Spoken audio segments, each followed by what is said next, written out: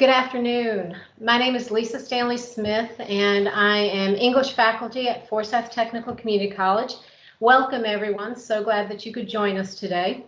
We have a very special presentation today, and it is brought to us by the Humanities Enrichment Series, the Pulitzer Center, and Courageous Conversations. And the presentation will be on COVID-19 and the digital divide in North Carolina. And the presenter will be Devna Bose, and she will be presenting, and we'll introduce her in just a moment. One of the things I wanted to mention is Forsyth Tech has a membership in the Pulitzer Center. Because we're a member of the Pulitzer Center, we do have the opportunity to bring in these fabulous reporters who have done stories throughout the world and in the United States.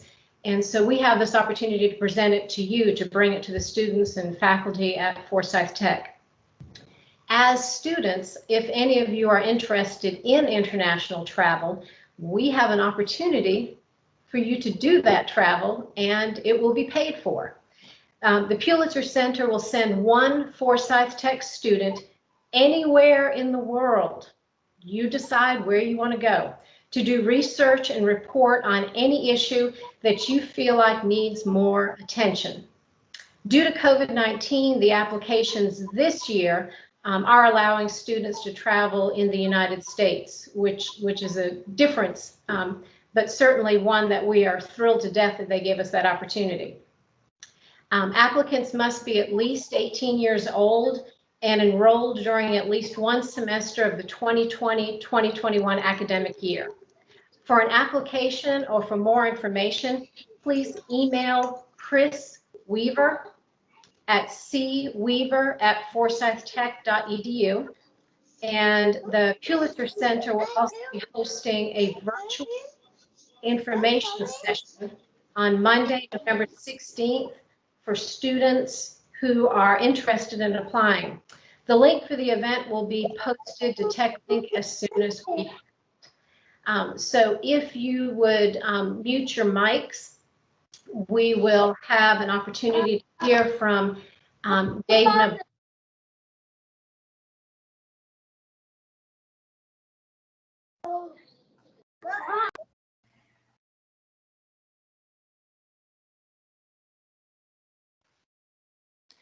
Lisa, you're muted.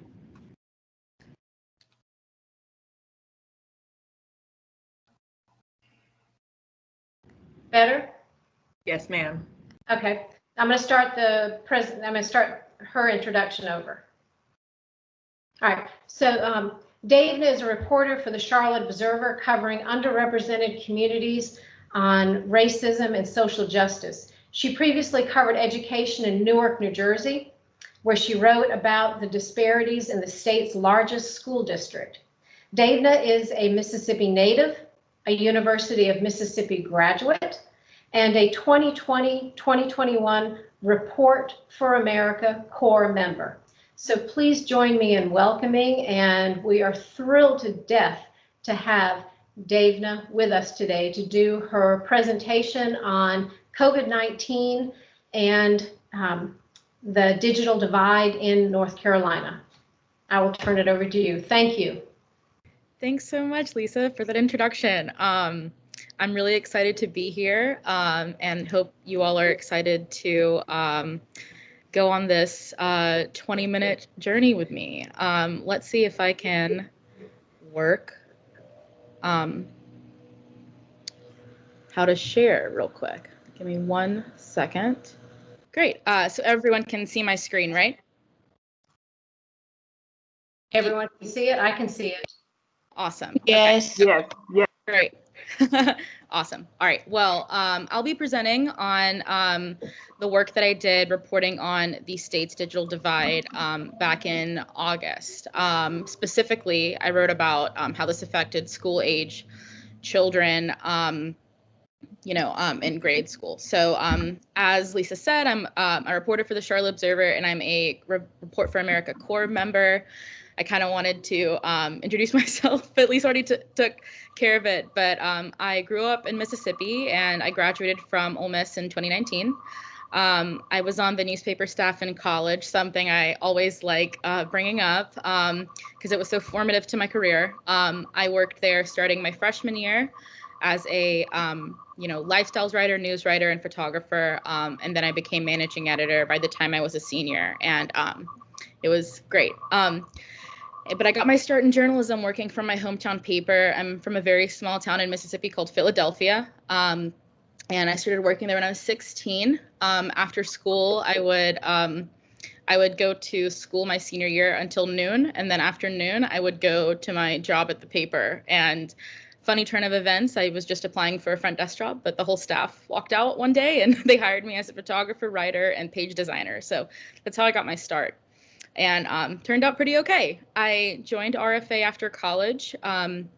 Because their mission aligned with mine. And I'm happy to answer any questions about Report for America today as well. But, I really agreed with their mission of supporting local news. I knew firsthand growing up in a small community with one paper how important it was and the kind of impact that it had. So that's kind of where my passions have always been. And so I joined RFA, somehow got chosen, and I worked in Newark, New Jersey, for my first job out of college last year as an ed reporter. I worked for Chalk Beat. I covered the state's largest school district in Newark, which is the largest city in New Jersey. I quickly learned that education reporting was not my forte, which is why I am here in Charlotte. I moved here in June to report for my second year with RFA on really the issues that are closest to my heart as a queer brown woman. I'm reporting now on underrepresented communities. So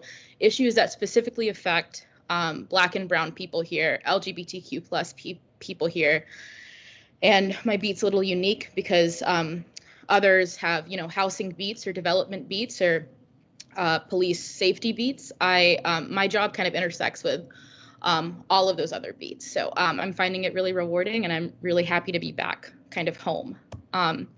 So introducing this topic. I kind of covered, so this story is part of the Pulitzer Center funded North Carolina's economic recovery during and after the pandemic. Well, really during the pandemic, because we're still in the pandemic. There were several stories published with the North Carolina News Collaborative about this topic, covering different angles. I also helped cover the closing of daycares, for example. But this story was about the digital divide and how that affects education here in Charlotte. There is a second half to this story, that covered the rural angle.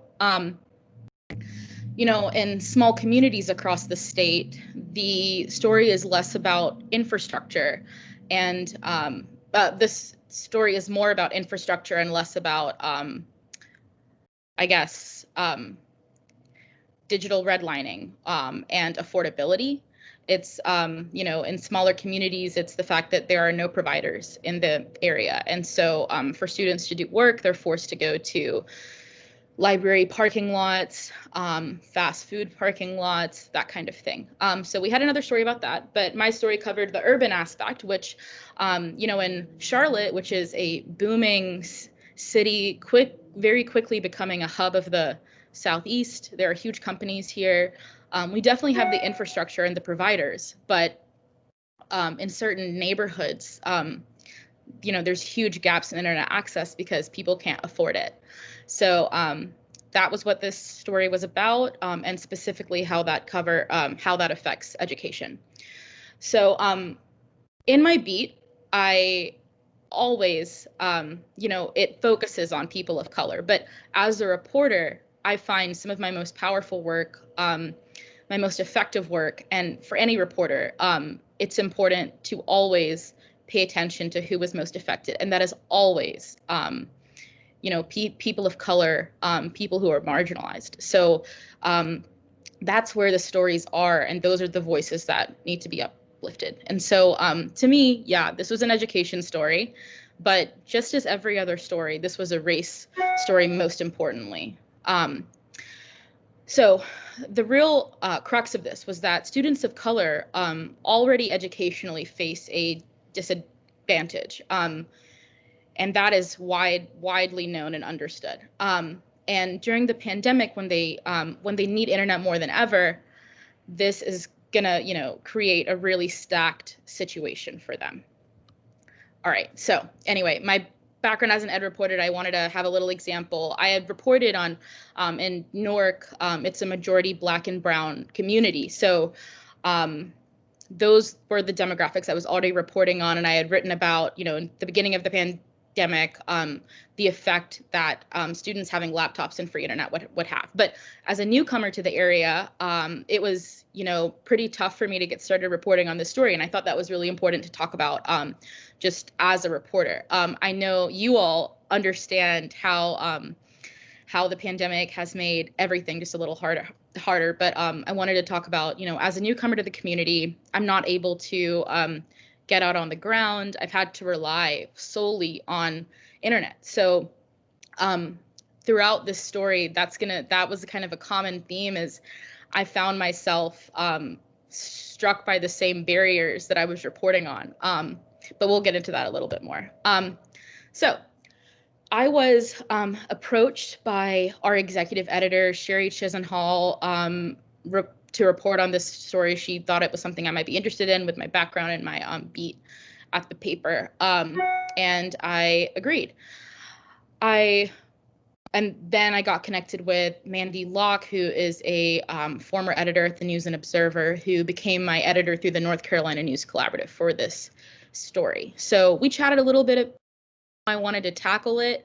This story evolved and evolved and evolved. So I didn't know quite how I wanted to present the story. I first landed on, so we had a data reporter at the Observer who created a map that showed that split Mecklenburg County into census tracts, and he had the data laid out for me, which is really rare to have as a reporter and a real blessing. So I had a map to look at that identified how much internet access a community had, how little. I could see very clearly on the map, which I will show to you all. And it also had schools dotted on the map and their performance grades. So at first, I really wanted to paint this story using a contrast. I wanted to find two close in proximity communities that had vastly different internet access, different demographics. I found that, but after many story edits, my editor and I decided that was not the route we wanted to take. So so anyway, as I was figuring this out, I was identifying the voices I wanted to include. So of course I had to have a subject. Needed to have a student and their family. I of course wanted to include thoughts from people from the state, a state education official, somebody from CharlotteMecklenburg Schools. I wanted to have voices from teachers. I'd love to have somebody from a nonprofit or people who advocate for these kinds of things. The school district chose not to respond, which was tough, but it's how things go sometimes. And I was just really struggling to find a subject. The story got pushed back a couple times because of that. I couldn't go see anybody in person, so I was relying totally on hearsay and the internet to find people, which I realized was not effective because I'm looking for somebody that doesn't have internet. So that became a problem really quickly. I went to libraries and sat in parking lots and asked around and did a lot of cold calling.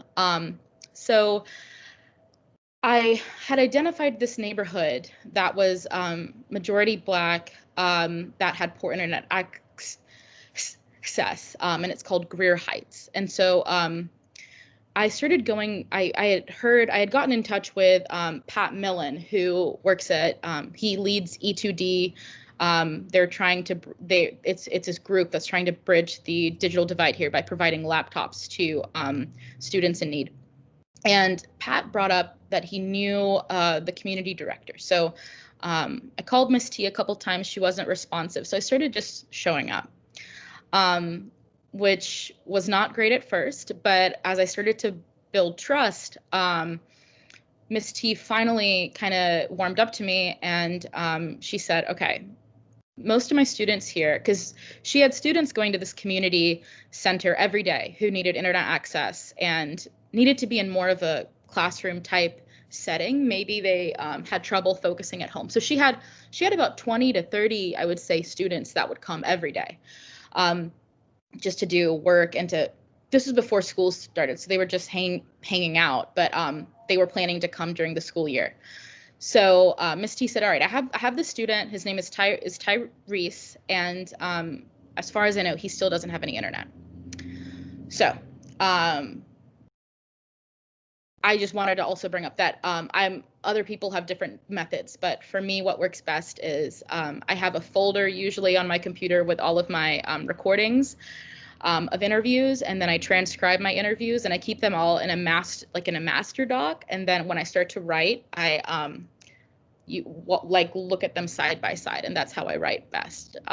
Just wanted to say that. So Yolanda and Tyrese. So once Miss T gave me their number, I called Yolanda, and she was actually really forthcoming once I said that I had met with Miss T and we had that connection. She decided to meet with me. So that's Yolanda over to the right.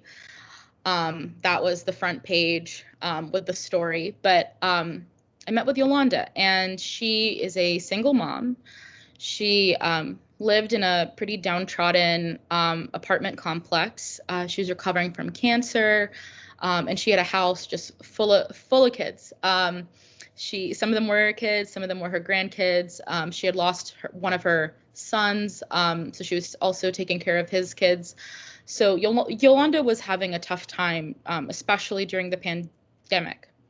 She had gotten most of her income from doing hair and just, other odd jobs that she just, she was immunocompromised and she just couldn't do it during the pandemic. And so I met with her and talked to her. And Yolanda, she represented, so many parents in Charlotte to me who didn't know who to blame and still don't, they don't know who to blame. She kept saying, whose fault is it? Is it mine? Is it, the states? Is it the schools? I'm not sure. And so she was just going through a lot of things. And her middle son, Tyrese, he was 14, I think. And in the spring, he was in 8th grade.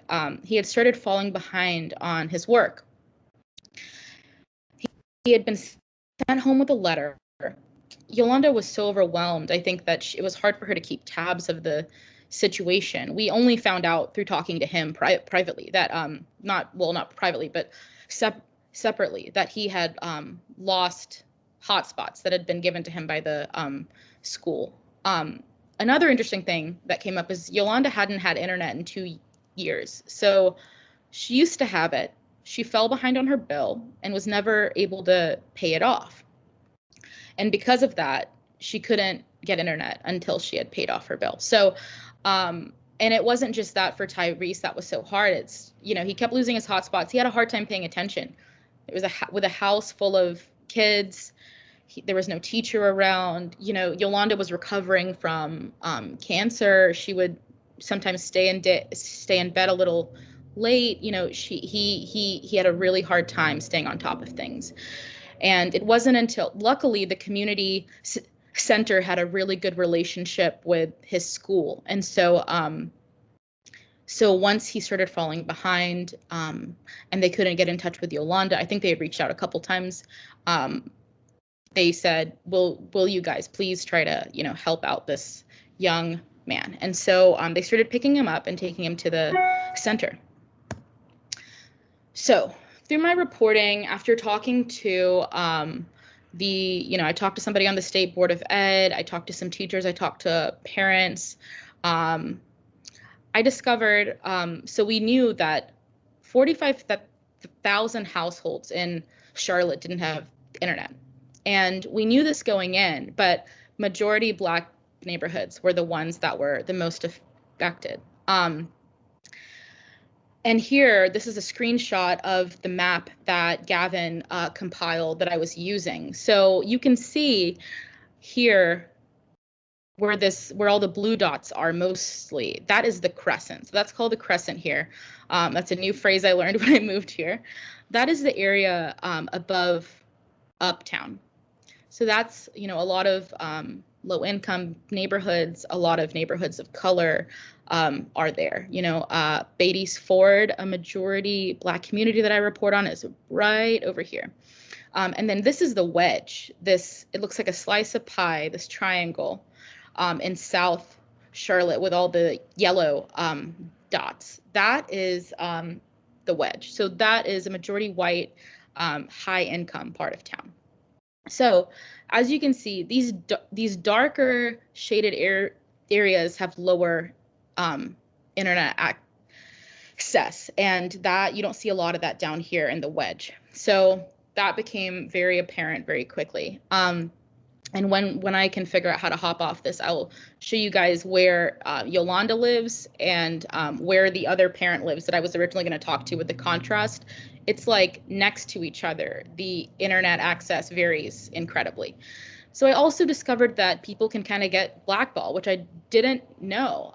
Yolanda, had this overdue bill was a huge hurdle for her that she just couldn't overcome. And the hardest thing with this story is that it wasn't super black and white. When I was reporting this, school wasn't in session. So a lot of people weren't available. And the school district didn't respond to me. And kind of what I found out talking, and sometimes, teachers don't want to talk because their administrators don't want them to talk, and administrators don't talk because if the school district hasn't talked to me, then the story is obviously not something that they're happy about. So it was really hard to, get in touch with those folks. And but what I found was it really varied school to school, even classroom to classroom. Part of this story was done in Durham by another Report for America reporter. She had a little section that she did, and even her findings there were much different than in Charlotte. That was the big thing for me, is just that it really depended on the school and it depended on the teacher. I talked to one other parent besides Yolanda in the story that I quoted, and she had, I think, 5 kids and all of them at different schools, and her experiences were so different. Sometimes they were checking in every day. She had some technology that wasn't working. So it was just, but as far as I knew in the beginning, the school district had really made a push for this to happen. But it was now keeping it going. And it's a 3-prong problem. So this might seem kind of like common sense, but I didn't really understand this till it got laid out to me. But, some students don't have internet at home. Okay. Some students don't have tech. Sometimes you have one, you don't have the other. But the third prong is digital literacy. So even if they do have both, maybe they don't know how to use it. Maybe for a lot of these kids that got laptops and got hotspots provided to them, maybe that's the first laptop they've ever had.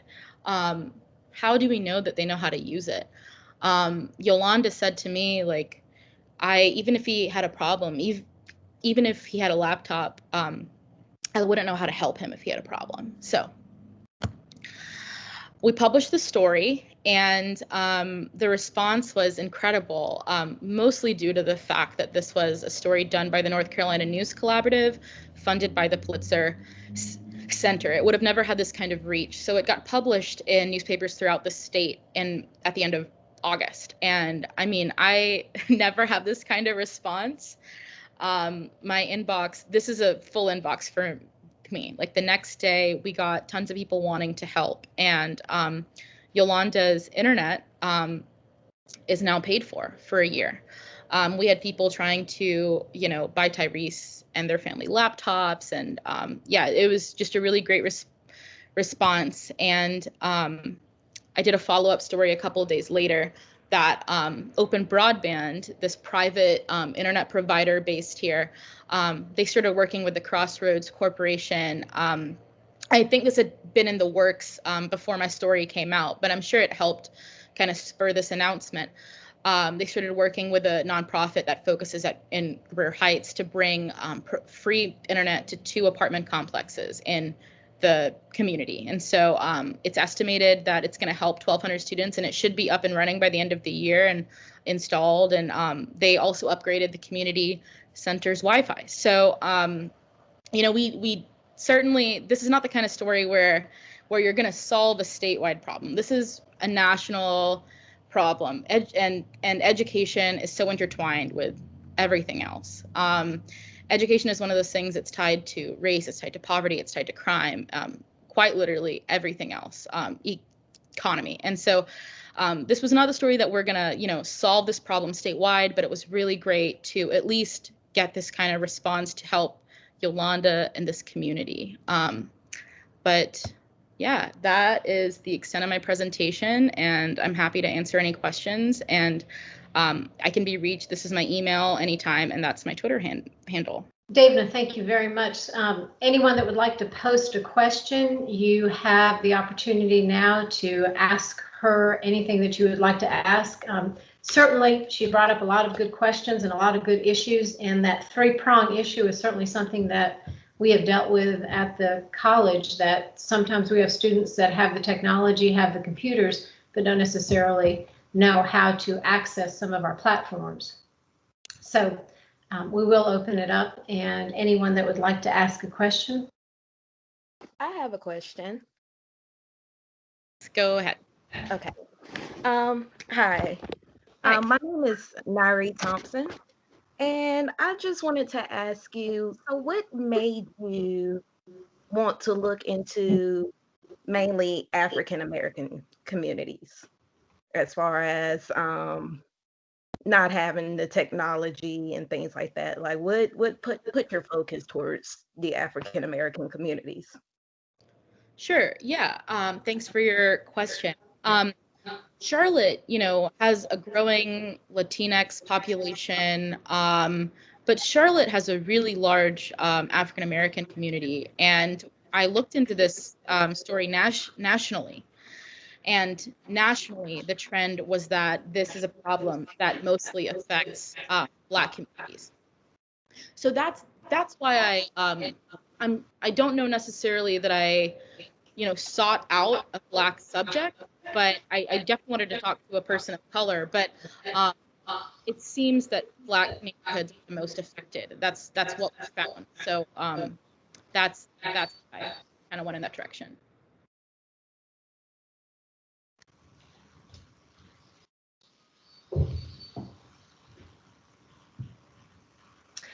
You do have another question. Someone is asking, how did the student lose the hotspot?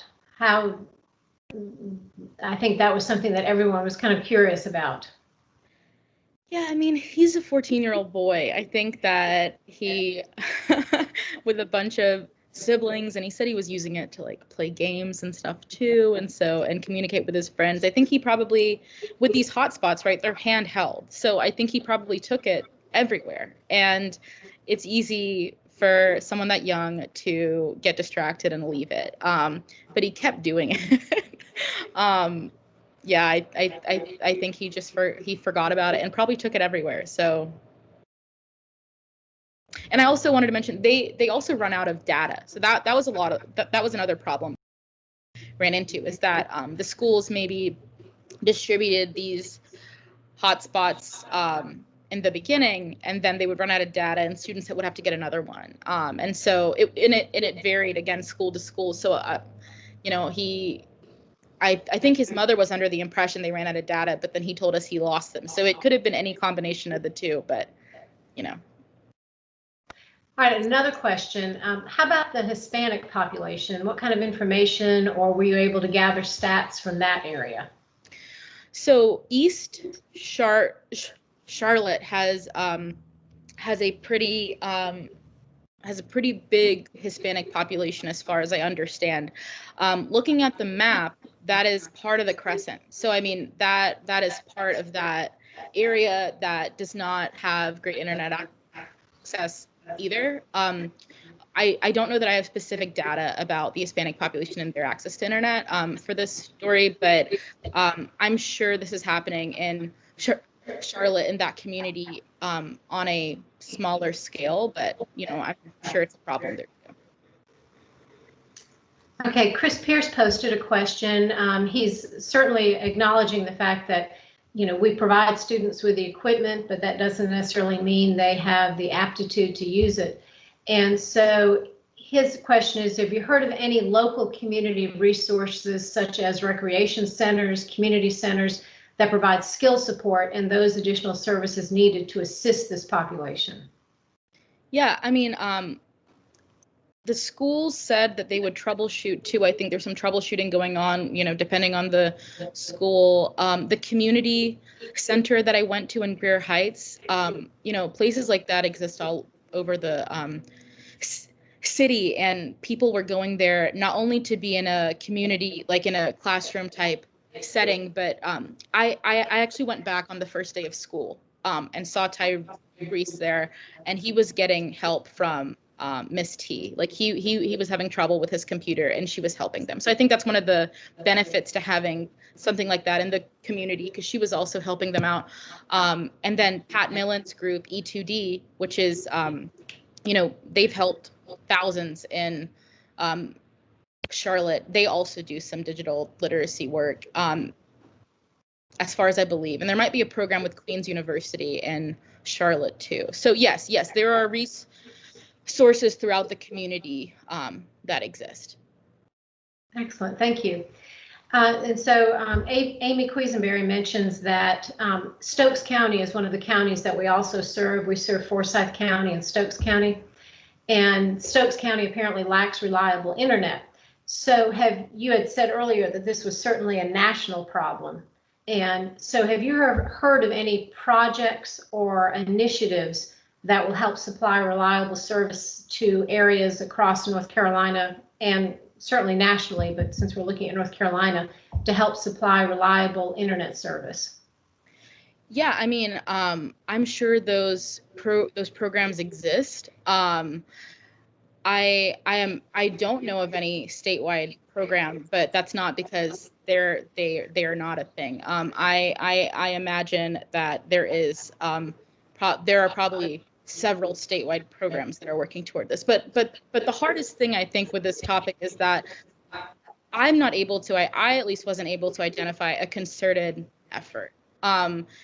These things seem to be pretty local, as far as I know. So that's the tough thing. All right, April, open up your mic and ask your question. Hi, my name is Abril Garcia, and I'm a student at the Early College of Forsyth Tech. And my question for Devna is, did you get any statistics or stories about Hispanic kids with immigrant parents?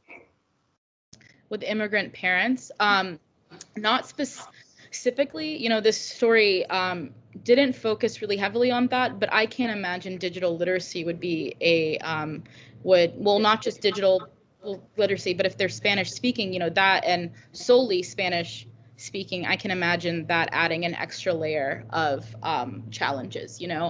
When if you have a Hispanic family that's maybe an immigrant family, that there's a language barrier that only adds to the whole issue with digital literacy, access to internet, and access to tech. So no, I don't have any specific stats, but I can see how that would throw an even bigger wrench into this.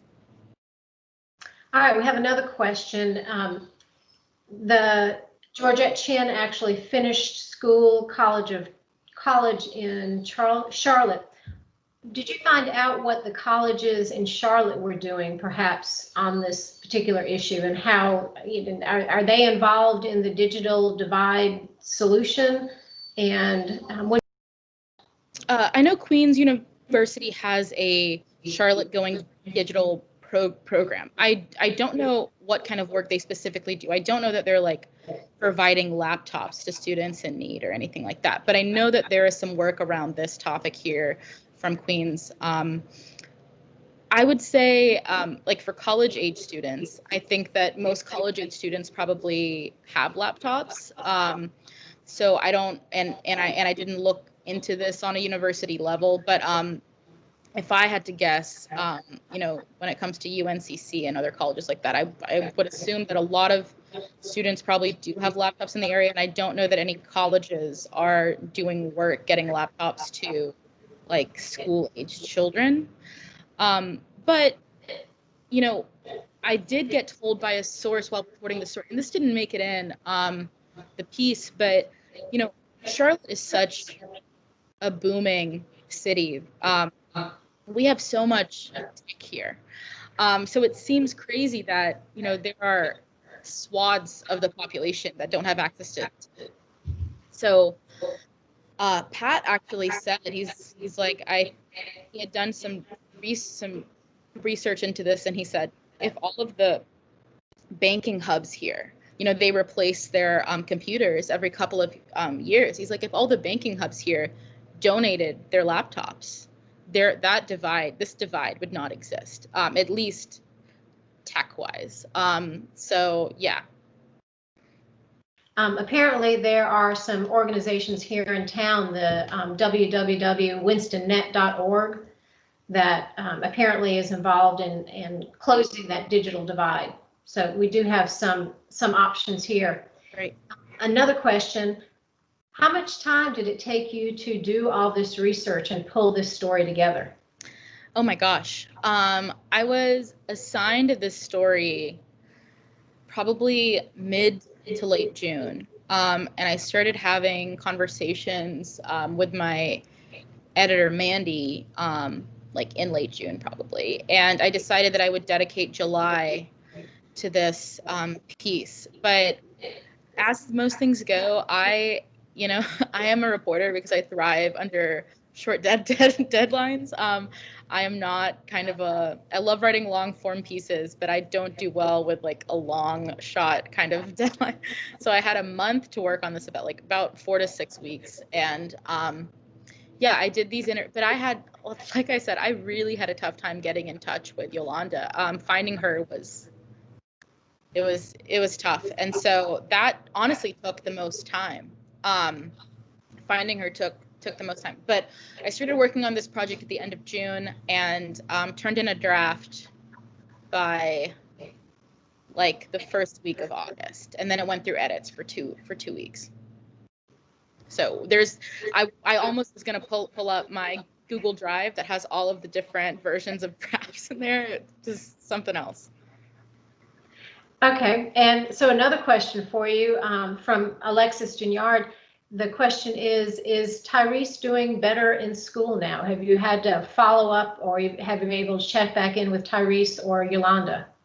I haven't checked back in with Tyrese. So I'm actually glad that you guys brought this up. Is one really interesting thing that happened with Yolanda is that after my initial interview with her, with a story like this, I would have loved to have talked to her several times. You know, with this kind of story that that you follow, you tell this really personal story about someone you want to meet a couple of times to really get what they're going through and get all of your questions answered. After my initial meeting with Yolanda, she retreated. She didn't really want to answer any more of my questions. I had met with her in person, and I was like, Yolanda, like, it would be great to talk to you again later this week or next week. And she's like, yeah, that's great, it's fine. I called her. She wouldn't answer, and it was clear that she just didn't want to talk anymore. So sometimes, you know, when you're doing a story like this and a source has been so open and so honest, maybe there's a little bit of regret. You know, maybe I've made myself really vulnerable. Don't know that was for Headspace, but I actually didn't even get a chance to talk to her again after that first interview. So that made this a little harder to complete. But I did follow up with Tyrese and spoke to him separately at the community center a couple times. I last saw him on the first day of school, and he was already like, look, was happier being around peers. He was getting dedicated help from Miss T. He was going to all of his classes. He seemed, much brighter than he was, weeks before. So yeah, and Yolanda, when I told her that many people had offered to send her money and pay for her internet, she was overjoyed. She answered the phone then and was very, very, very pleased, and I was really happy for her. We have an observation from one of our students, Nicole.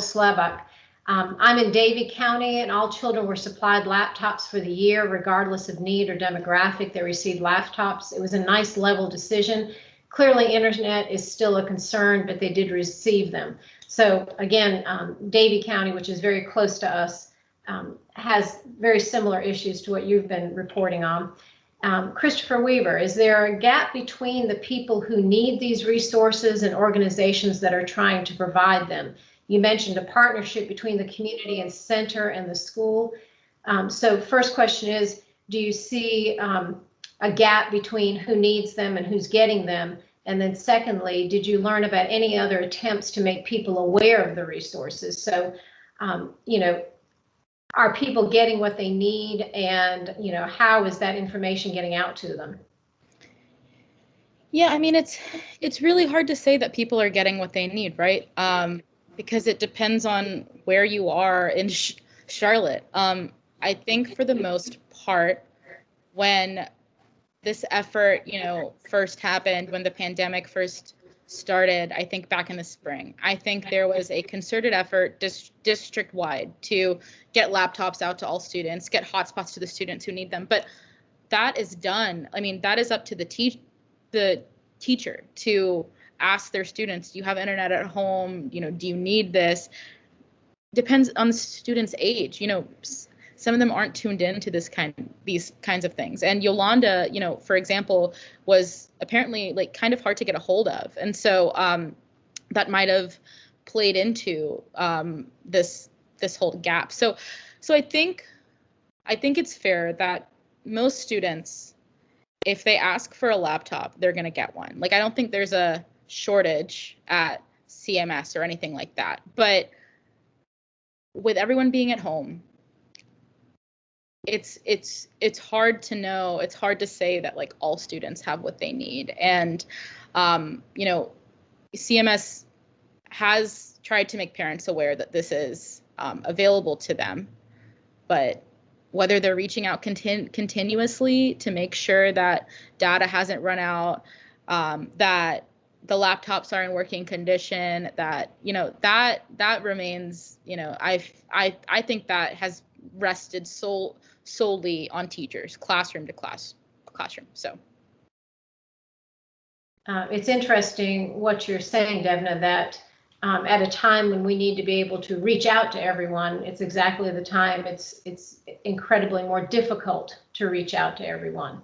So we have another question from Katina Barksdale. Does the Charlotte Observer plan a follow-up report on conditions now that school is in session?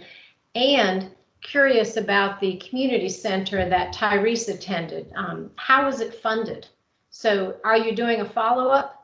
And who funded the community center? So the community center is funded by Crossroads Corporation, that nonprofit that worked with Open Broadband to bring free internet to those complexes. So I think they solely fund pretty much the community center. And I've done some follow-ups in Greer Heights, but I would not be reporting on the follow-up CMS-wise. That is our, we have an education reporter named Annie Ma, who has been doing a lot of work here since before I even started this job. So she's been reporting on CMS and students' internet access from March until now. So she's written, I'm sure, at least a story or two following my work in August about this. All right, thank you very much. Another question for you, or an observation. Linda Carter, I work with WinstonNet, a Forsyth Tech partner and part of the Digital Divide. We run a computer purchase program that has been very successful in making a small difference in this effort over the past 4 years. Very nice. Did you notice anything like that when you did your reporting in Charlotte, that there was a computer purchase program? And like they would purchase computers and then donate them to students in need? Yeah. Yeah, that's exactly what Pat does with E2D. He connected, so back in I would have to check the story again, but back in 2012 or 2013, his daughter identified this as a problem in her classroom. She said, like, all of our teachers' work kind of assumes that kids have laptops at home, and her dad was like, yeah, I guess this is a problem. And that's how he started the nonprofit. And he works directly. I forget who the largest provider is. It's like, not Sears, but it's maybe like, it's Lowe's, I think. Lowe's provides him, like they provide him with money and laptops, and he gives them out school to school. So yeah. Okay. So another question from Michaela Penner. Is there something we can do to help our own communities, or is this mainly an issue for schools and community centers and other organizations to address and take care of? So what's your thought on that after the reporting? Well, I think it's incredibly important for local people to keep their officials held accountable. So, if you demand that your school district, and you keep a pulse of what's happening, I feel like locals can really affect change if they stay up on what's going on and they, make sure their voices are heard, that this is needed. You could identify maybe a community center or a nonprofit that is doing this kind of work in your own community and donate to them and volunteer with them and help. There are efforts to improve digital literacy and increase this access in places throughout this state. So yeah, you could volunteer your time, volunteer your money, but I think most importantly is no child should have to start like meters before the next. We should all be starting at the same place, and it is our school's job to make sure that they're providing an equitable education for students. So I think more than anything, it's incredibly important to hold schools and officials accountable. Okay. Georgette Chin asks, what is the city and the mayor's office doing for the community center? And I'm assuming she means Charlotte.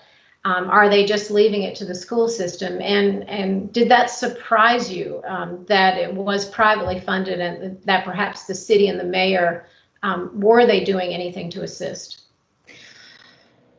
Gosh, I hate to make like yes or no statements either way. Not that I know. I don't think they're doing anything. It did not surprise me. I don't feel like this, like I don't, from my experience reporting in Newark, at least, this city was not directly funding students getting laptops or anything like that. That rested pretty much with the school district. I mean, allocating funds for the school district to be able to purchase that kind of thing, that's, it, yeah, maybe. But no, I don't think that there's a direct effort, and it was not surprising to me, no. Okay. We did have a request earlier. One of the first requests is to get your contact information, because I believe some people would like to reach out to you and ask more questions. So could you perhaps post either in the chat box or put up on the whiteboard your contact information? Sure. I'll type it in right now, and maybe, I don't know if there's an option to pin or anything like that, but I will set that up. I'm sending my email, and then you can reach me via DM at that handle right there. Perfect. Thank you. Of course. Do we have any other questions from anyone else in the audience for Devna today? And she has posted her contact information because someone early in the session requested that, and certainly some groups that were with the WinstonNet organization wanted to reach out to you also. Great. So any other questions or comments for Devna for this presentation? And I'm happy to answer questions about about not only this topic, but I mean the reporting process. If anybody's interested in Report for America and what that program is, I know that's a pretty hot topic nationally, is what is Report for America, and it's growing. So I'm happy to answer any questions related to any of that. Excellent. Let's see.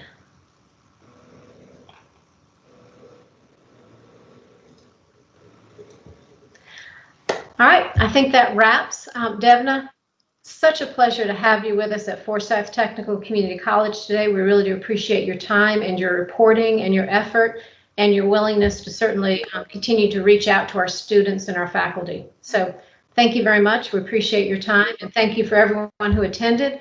It was a pleasure, and thank you to the Pulitzer Center.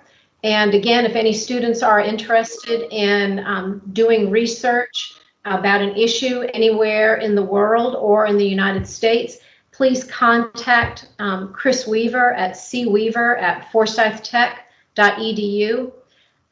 We would love to hear from students who would like to do more reporting like you've seen Devna do today. So thank you very much. We appreciate it, and enjoy the rest of your day. Thank you. Thanks, everyone.